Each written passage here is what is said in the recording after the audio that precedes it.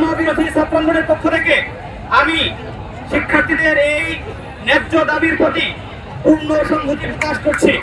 দীর্ঘদিন ধরে ঢাকার সরকারি সাতটি কলেজের শিক্ষার্থীরা শিক্ষার মান নিশ্চিত করার জন্য রাজপথে দীর্ঘদিন ধরে আন্দোলন সংগ্রাম করে আসছে।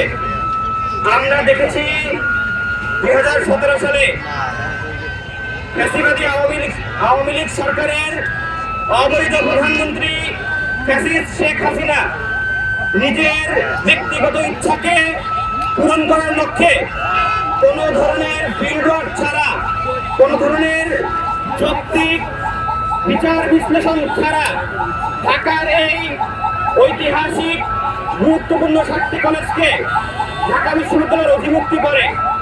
এই অধিভুক্তির সাথে 7 কলেজ এবং ঢাকা বিশ্ববিদ্যালয়ের কোনো শিক্ষার্থীরাই সংহতি জ্ঞাপন করেনি। তার এই হঠকারী সিদ্ধান্তের বিরুদ্ধে 7 কলেজের শিক্ষার্থীরা দীর্ঘ সময় ধরে আন্দোলন করে আসছে।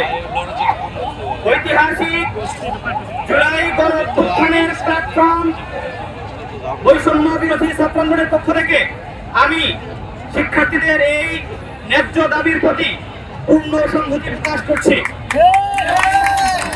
জুলাই বিপ্লবের নেতৃত্বতান্ত্রিক প্ল্যাটফর্ম বৈষম্য বিরোধী ছাত্র আন্দোলন কিছুক্ষণ আগেই অফিসিয়াল প্রেস রিলিজের মাধ্যমে শিক্ষার্থীদের এই যৌক্তিক দাবির প্রতি পূর্ণ সংহতি প্রকাশ করেছে। আমরা একটা কথা স্পষ্ট ভাষায় বলতে চাই, আমরা বিগত সময়ে দেখেছি, বিগত সময়ে যারাই ক্ষমতায় এসেছে তারা ঢাকার এই গুরুত্বপূর্ণ 7টি কলেজের শিক্ষার্থীদেরকে রাজনৈতিক ম্যান পাওয়ার সাপ্লাইয়ের কারখানা হিসেবে ব্যবহার করেছে।